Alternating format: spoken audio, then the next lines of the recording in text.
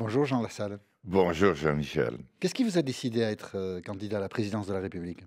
Je ne supportais plus du tout ce que nous faisions, et depuis un certain temps. Ça a été, vous le savez, vous nous connaissez, une déchirure avec François mon Bayrou. personnel, avec François Bayrou.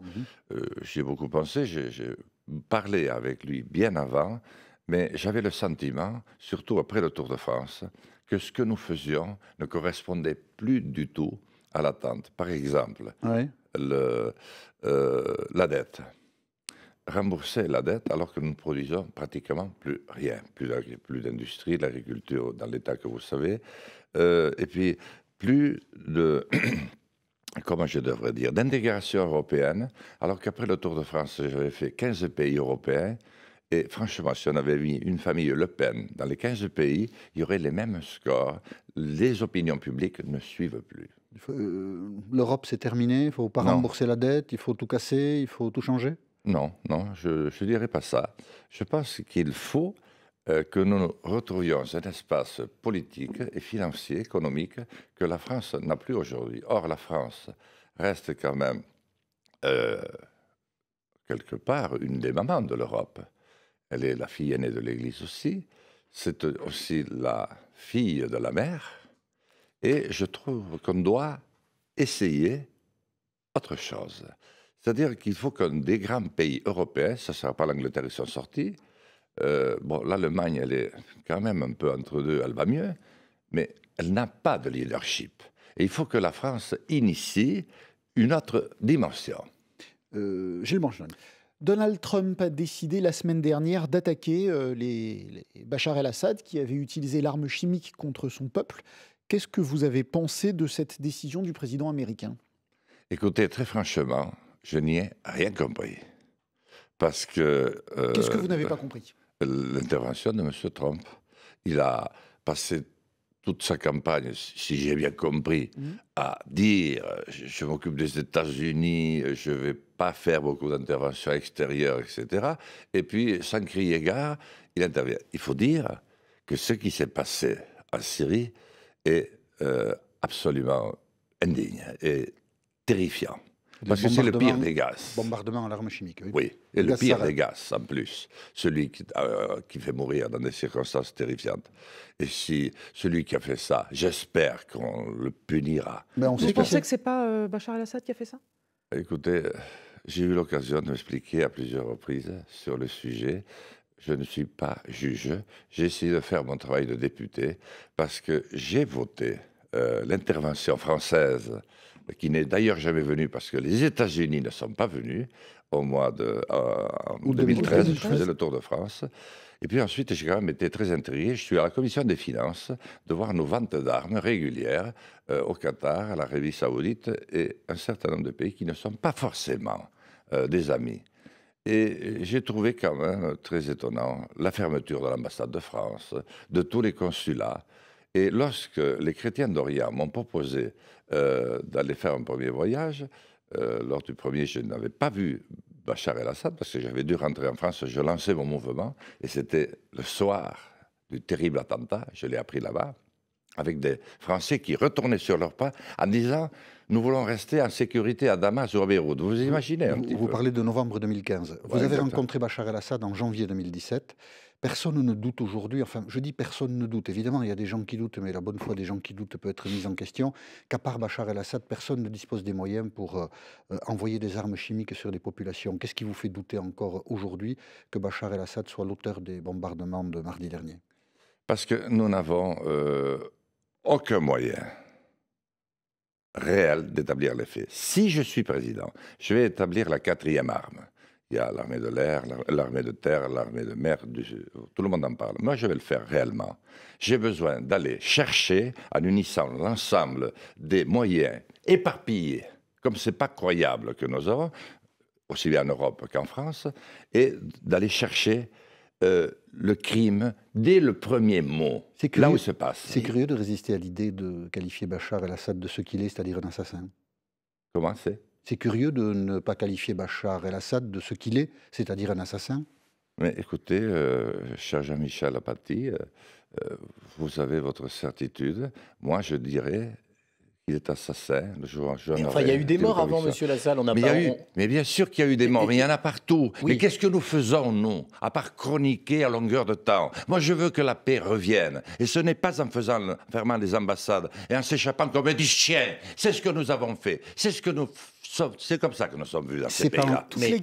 Toutes les guerres sont mauvaises par nature ou il y a des guerres légitimes parfois? Non, les guerres, c'est ce qu'il y a de plus dégueulasse. Et celle-là est une des plus dégueulasses qu'on ait connues. Peut-être depuis la dernière guerre mondiale, la Grande Guerre mondiale. Elle est extrêmement complexe parce que beaucoup d'éléments se mêlent. Et parmi eux, beaucoup d'éléments qu'on a du mal à expliquer. Moi, je crois qu'il y a surtout un gros problème de pétrole, de gaz, qu'il faut passer par la Syrie en l'occurrence. Ensuite, on a réussi à réveiller, il n'avait demandé pas grand-chose pour le faire, mais les plus vieilles querelles entre chiites et sunnites, nous avons connu ça en France il y a 500 ans, on sait ce que ça a donné. Je pense qu'il y a tous les éléments et tous les cocktails. Et puis surtout, je ne peux pas croire que les Russes soient là uniquement pour être dans de très bonnes dispositions. Je ne crois pas que les Chinois qui poussent derrière non plus et que Trump qui arrive maintenant soient là pour faire la paix. Moi, je veux une France qui soit maman de paix. Sinon, ça va péter de partout. Je vous le dis tel que je le pense. Moi, je ne sais pas ce qu'a fait Bachar el-Assad. S'il a fait ça, il mérite d'être châtié comme l'ont été les plus grands criminels. Je ne suis pas juge. J'ai essayé de mettre les dossiers sur la table et j'aurais préféré que cette campagne électorale qui n'a rien dit sur l'essentiel, le fait divers a tenu lieu de projets, de programmes, n'ont pas eu le courage d'aborder ces sujets. Les Français auraient été intéressés. C'est là que se jouera la paix ou la guerre pour nos enfants. Dans 5 ou 6 ans d'ici. Et cette discussion, elle continue dans un instant, dans 1 minute même, avec Jean Lassalle. L'essentiel en 1 minute et à 8h40, Laurent Sénéchal. Marine Le Pen provoque la colère du CRIF. Le Conseil représentatif des institutions juives de France dénonce les propos de la candidate d'extrême droite. Elle affirme que la France n'est pas responsable de la rafle du Veldiv en 1942 à Paris. 13 000 juifs ont été envoyés à Auschwitz. Nouvelle journée de blocage en Guyane. Les barrages doivent se durcir aujourd'hui pour tenter d'obtenir une enveloppe pour développer la Guyane. Les collectifs à l'origine du mouvement veulent 2,5 milliards d'euros. Le gouvernement ne propose pour l'instant qu'1 milliard. Au lendemain du double attentat qui a fait 44 morts en Égypte, l'état d'urgence doit entrer en vigueur pour 3 mois dans le pays. Les 2 attentats revendiqués par le groupe État islamique ont visé des églises coptes. 1 minute de silence en Suède ce midi en hommage aux victimes de l'attentat de Stockholm. 4 morts et 15 blessés quand le terroriste a foncé dans la foule au volant de son camion. Le PSG suit le rythme de Monaco. Victoire hier des Parisiens contre Guingamp 4-0 dans la 32e journée de Ligue 1 de football. Le PSG est 2e à 3 points de Monaco. France Info. La suite de l'émission politique de France Info avec Jean Lassalle. Ce matin, question Gilles Bornstein. Oui, Laurent vient de le rappeler. Marine Le Pen, hier, a réouvert le débat sur la rafle du Veldiv, survenue en juillet 1942, pas très loin d'ici. Qui en est responsable? Pas la France. Selon Marine Le Pen, qu'on écoute, c'était hier sur RTL. Je pense que la France n'est pas responsable du Veldiv. Voilà. Je pense que de manière générale, plus généralement d'ailleurs, s'il y a des responsables, c'est ceux qui étaient au pouvoir à l'époque. Hein. C'est pas la France. Qu'est-ce que vous en pensez? Accablant. Accablant, indigne. Ça me fait vomir. Parce que Jacques Chirac a trouvé les mots justes. Il ne les a pas toujours eus, mais là, ils étaient magnifiques. Et ils étaient justes pour dire ce qu'il en était. Mais franchement, si l'État n'était pas dans cette affaire, je me demande qui est-ce qui y était. Mais pourquoi ce besoin de dresser sans arrêt les uns contre les autres? Nous sommes à 10 jours de moments très importants pour la France. Et on va chercher tous ceux qui peuvent s'opposer, au lieu d'essayer de rassembler ce peuple qui a peur et qui n'a plus confiance en rien ni en personne. Non, je suis vraiment en désaccord total. Marine Le Pen s'explique hier en disant qu'il faut cesser de dénigrer la France, cesser d'éprouver une culpabilité, qu'il faut aimer la France. Et c'est pour ça, dit-elle, qu'elle veut disculper toute notion de responsabilité de l'État français dans la rafle du Veldiv. Ce raisonnement ne vous convainc pas, Jean Lassalle? Non, franchement, je préfère le mien. Je préfère essayer de rassembler les Français parce qu'ils veulent l'être. Mais ce n'est pas en rappelant ou en versant de l'acide sur des plaies qui ne sont pas encore cicatrisées qu'on rassemble. Non, ce peuple a besoin d'être rassemblé. Et lorsque notre grand pays, dans toute sa diversité, est rassemblé, il redevient riche d'idées. Il a de nouveau une ambition, il a un futur. Et il inspire tous ses voisins européens et mondiaux. La France a des fulgurances. C'est ça qu'il faut chercher, pas la médiocrité. Dans votre programme, Jean Lassalle, vous proposez d'embaucher 200 000 fonctionnaires, notamment dans l'éducation nationale, les hôpitaux ou la police. Comment êtes-vous parvenu à ce chiffre de 200 000 ? À vrai dire, c'est parce que c'est ce que nous avons trouvé en regardant les effets du Pépi Boom qui va finir de se concrétiser dans les 5 ou 6 ans qui viennent. Et lorsqu'on voit l'état de fonctionnement de nos hôpitaux, le fait qu'avec les centres territoriaux hospitaliers, nous le connaissons bien chez nous, et encore nous en avons 2 dans le département, nous avons Pau et Bayonne, qui ont littéralement aspiré l'hôpital de Laurent, qui aspire tous les... Je ne suis pas sûr que les auditeurs de France Info aient la carte des Pyrénées-Atlantiques bien en tête. Vous comprenez. Oui, c'est ça. Moi, je sais de quoi vous parlez, Jean Lassalle. Je ne suis pas sûr que les auditeurs de France Info le sachent aussi bien que vous et moi. Au contraire, Jean-Michel, c'est un petit clin d'œil. Sympathique. Oui. Et en même temps, ils vont chercher à partir de maintenant. Voilà. Et surtout, après que vous m'ayez un peu relancé, ils vont chercher encore plus fort. Non, je vois le personnel qui manque. Quand je vois, je l'ai dit l'autre jour, je ne vais pas le répéter, mais qu'à 95 ans et demi, vous aurez 5 minutes le matin entre les mains d'une aide-soignante qui va se démolir les 3 lombaires pour vous sortir du lit, le café, les cachets, la douche et vous remettre au lit. Un chien, pire qu'un chien. Et je crois qu'il faut anticiper. Donc, je parlais de la santé, mais je peux parler de handicap. Je peux parler de ceux qui ne croient plus à rien. J'étais hier à Saint-Denis et j'ai eu un accueil qui m'a énormément touché. Moi, l'homme qu'on dit rural, par son accent, etc., incapable de faire autre chose que de regarder des moutons. Eh bien, là, j'ai vraiment eu, si j'en avais besoin, la certitude que j'allais être le prochain président.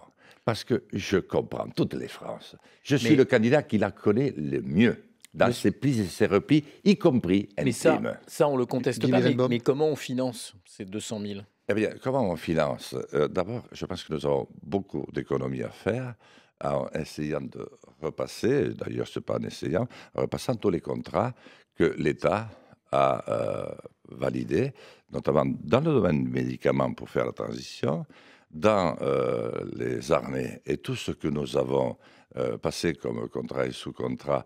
Je vous assure que j'ai quelques experts qui m'ont fait découvrir un certain nombre de points que je n'avais pas découverts. Il y a beaucoup à faire. Vous avez des experts autour de vous qui travaillent avec vous ? Oui, j'ai des experts en économie, en polytechnique, j'ai 2 anciens généraux, j'ai 2 amiraux, j'ai un ambassadeur. Je crois que j'ai tous les corps de métier. Franchement, sur ce plan-là, il m'est arrivé de ne pas être nombreux à un moment donné.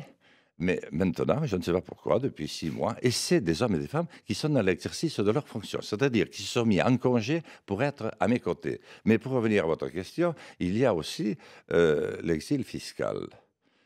Moi, je vais expliquer dans un premier temps, gentiment, parce que chez Jean-Michel Apathy et moi, nous expliquons gentiment. Maintenant que les Français ont trouvé sur la carte où c'était. Il y a fraude fiscale, 80 milliards par an. Vous allez voir. Je vais leur dire, tu crois que tu es sûr de toi parce que tu es parti avec ton gros Margot. Mais tu vas pas l'emporter au cimetière. Tu sais pourquoi ? Parce que tes enfants s'entretueront sur ta tombe. Et vous êtes sûr que ça va les faire revenir ? Je ne sais pas, mais je vais leur dire, tu as ton cancer avec toi. Et moi, je te propose de redevenir Renault, Peugeot, Citroën, parce que tout le monde aspire à être aimé un peu dans son pays. Toi, tu es détesté, tu es un chien, tu es parti. Reviens, et sinon, j'ai quelques moyens pour te faire revenir. Mais il n'y a pas que ça non plus. Je pense qu'il y a quand même les confortables bénéfices du Crédit Agricole de Paribas. Quand il a fallu donner un coup de main, nous l'avons fait. Ça ne peut pas être éternellement à sens unique. Voilà. Moi, j'ai essayé de me doter d'un moyen d'intervenir immédiatement. D'abord, on explique gentiment et après, on disperse. Un mot sur Jean Lassalle. Pas dispersé. C'était une petite référence cinématographique. Jean Lassalle. Oui, je comprends. Un mot sur un de vos opposants dans cette campagne. Qu'avez-vous pensé de l'attitude de François Fillon qui a embauché sa femme et ses enfants comme assistant parlementaire? Bon, ça a été dit 150 000 fois. Vous savez, bon, je vais redire encore un mot. Je crois qu'il faut faire toute la lumière sur cette affaire. C'est-à-dire, non, il faut écrire des textes. Et il faut convenir qu'au moins sur ce point, le dernier gouvernement a contribué à clarifier. Il y a 2 points à clarifier. Qui on embauche et qu'est-ce qu'on fait de l'IRFM, l'indemnité représentative de fonction. Mais lui, il a eu raison de maintenir sa candidature ou vous auriez préféré qu'il malgré la mise en examen? Non. Je l'ai dit le premier jour, lorsqu'on a un doute pareil, on ne peut pas continuer. Voilà, je le pense. Comment voulez-vous qu'il fasse... Mais que ça ne bouge pas dès le mois de septembre. Moi, je pense qu'il finira par son mandat. Macron, d'ailleurs, non plus, si c'est lui. Vous pensez que si François Fillon est élu président de la République ou Emmanuel Macron pour d'autres raisons, ils ne finiront pas leur mandat? Mais comment voulez-vous? Je ne sais pas. Et pourquoi? Je vais vous l'expliquer très simplement. Oui. C'est que vous allez voir, vous avez vu ce qui est arrivé à Juppé il y a déjà longtemps et la situation était beaucoup moins critique. Vous allez voir quand on va commencer à supprimer les premiers fonctionnaires et prendre quelques mesures de rétorsion, les centaines de milliers, les millions de Français qui vont être sur la rue parce qu'ils sont à bout de nerfs. Lorsque Macron, avec sa magnifique galaxie des 30 crocodiles qui ont à peu près tout raté autour des 20 dernières années, il ne manque plus que Dominique Voynet et Balladur, je ne désespère pas de les voir arriver, va vouloir essayer de mettre tout ce petit monde au travail avec une majorité républicaine. Je vous laisse le soin, vous qui êtes politologue averti, d'imaginer ce que ça va donner. Alors, les Français ne veulent pas élire Marine Le Pen, mais s'il y a des solutions... ni pour les législatives non plus, celle-ci. Mais dissolution après le... D'accord. Et je n'ose pas envisager l'arrivée de Mme Le Pen à la Chambre des députés, parce que ce jour-là, il y aura 2 France face à face. Je demande aux Français de bien réfléchir. Et réfléchissez, vous avez devant vous l'un des candidats qui connaît le mieux la France, qui vous connaît le mieux, qui a été le plus à votre rencontre, et qui a été au bout de ses engagements. Très loin, très très loin, et j'irai très loin. Et si je ne réussis pas, je manierai, je donnerai de nouveau de la dignité à la politique. Il n'y a que comme ça qu'on peut retrouver le peuple. Mais le peuple descendra aussi, habillé de blanc, comme il l'a fait au lendemain de ces terribles attentats. Il a stupéfait le monde. La France est capable d'impressionner encore. Encore faut-il qu'on lui dise être ou ne pas être. Est-ce que nous voulons exister? Est-ce que nous croyons à notre civilisation? Est-ce que nous voulons redonner un souffle à l'Europe pour que nos enfants puissent prendre la suite? Voilà la question. Être ou ne pas être? Avoir, j'en ai marre. Avoir. Et avoir quoi? Être ou ne pas être, on va en rester là et on se retrouve dans 1 minute tout pile, 8h51, Laurent Sénéchal pour l'essentiel de l'info. La Guyane bloquée aujourd'hui encore. Les collectifs qui mènent la contestation sociale veulent renforcer les barrages. La collectivité réclame toujours 2,5 milliards d'euros pour son développement. Le gouvernement a promis une enveloppe d'1 milliard. Le cyclone Cook frappe en ce moment même la Nouvelle-Calédonie. Les autorités vous demandent de rester à l'abri. Ces intempéries provoquent le report de tous les concours de l'éducation nationale aujourd'hui. État d'urgence pour 3 mois en Égypte. 2 églises coptes ont été visées par un attentat hier revendiqué par l'organisation État islamique. Les 2 explosions ont fait au moins 44 morts. Le Premier ministre du Canada, Justin Trudeau, va se recueillir à Juno Beach dans le Calvados aujourd'hui. C'est la plage où les soldats canadiens ont débarqué le 6 juin 1944.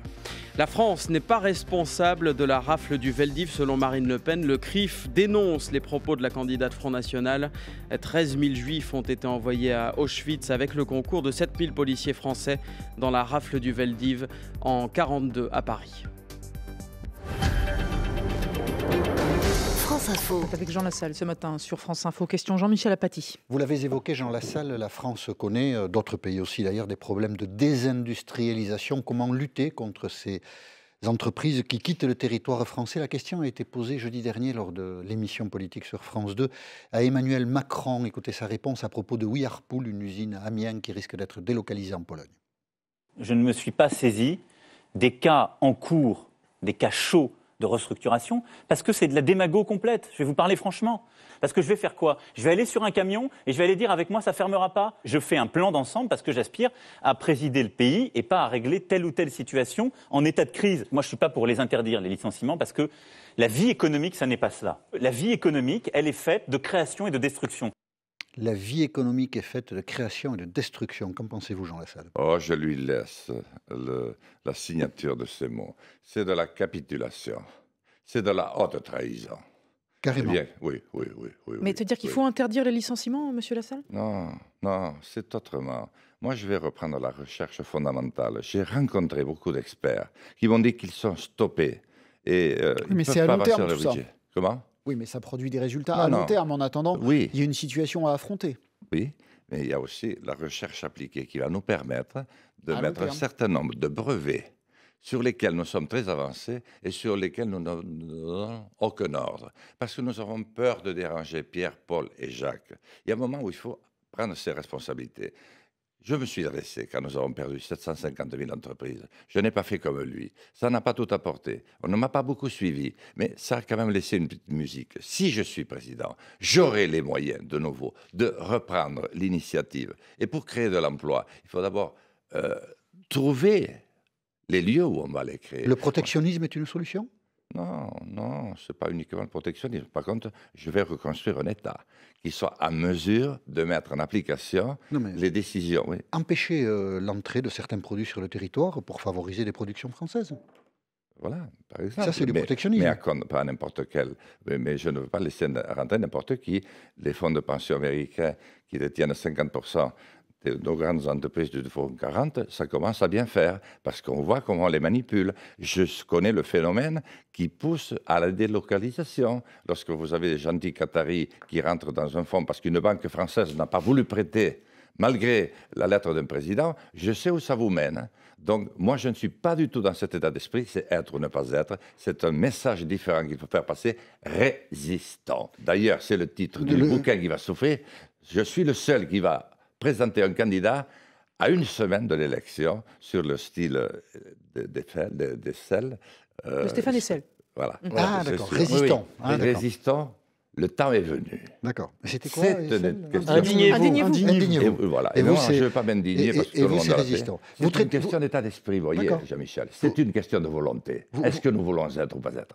Vous avez dit que vous ne souhaitiez pas la victoire de Marine Le Pen. Vous dites que Emmanuel Macron pourrait être considéré comme coupable de haute trahison. Un second tour, Marine Le Pen, Emmanuel Macron, vous faites quoi? Heureusement, cher Jean-Michel Apathy, que je n'ai jamais répondu à cette question, parce que la première fois que je me suis présenté à la mairie de Lourdios à 21 ans, Lourdios-Icher, tout le monde s'est tenu les côtes de rire. Pareil lorsque j'étais conseiller général. Idem lorsque j'ai créé mon entreprise. Vous le savez, idem lorsque j'ai succédé à Michel Anchospé, député qui était ancien secrétaire d'État du général de Gaulle. Eh bien, heureusement que je ne l'ai pas fait parce que c'est moi qui ai toujours gagné. Mais là, il y a une hypothèse. Peut-être vous ne gagnerez pas. C'est vrai. Peut-être vous ne gagnerez pas. Ce n'est pas impossible. C'est pas impossible. Vous savez, les Anglais disent de nous, les Français disent toujours d'une chose l'une, ils en font une troisième. Là, ils disent Fillon ou Macron, ce sera Jean Lassalle. Fillon ou Macron, ce sera Jean Lassalle. Guy Birenbaum. Alors, vous savez, la personnalité des candidats, c'est important. Et hier, nous avons eu la chance d'entendre votre maman parler de vous sur RTL. C'est quoi sa principale qualité à Jean? Il a du cœur. Il aime les hommes, les femmes. Qu'ils soient de couleur, qu'ils soient pauvres, qu'ils soient ce qu'ils soient. Il a des défauts? Non. Aucun défaut. Vous n'avez pas de défaut. Alors, vous n'avez pas de défaut. Ça, c'est pas mal, ouais. Ouais, ça, c'est pas mal. Ouais, bon, c'est le cri du cœur. Ouais, vous avez des défauts, dites-moi la vérité. J'en suis accablé. Eh oui, c'est ça. Hélas. Je m'en doutais. Peut-être un peu trop d'optimisme. Est-ce que c'est votre défaut principal? Non, ça, c'est de la lucidité. Parce qu'il me reste l'école. J'ai, voyons, 1h50 dans la plaine, mais je dois me taper tout l'école. Là, vous allez voir, ils vont souffrir. Parce que je vais avoir les vrais supporters qui arrivent maintenant. Ils étaient à Saint-Denis hier, et ils vont m'applaudir. Ils ont fait des milliers de kilomètres pour venir me voir. Et ils vont me porter jusqu'en haut. Je vais les attaquer au Tourmalet, et je vais les poursuivre au port de l'Arro, et je vais les flinguer à l'Alpe d'Huez.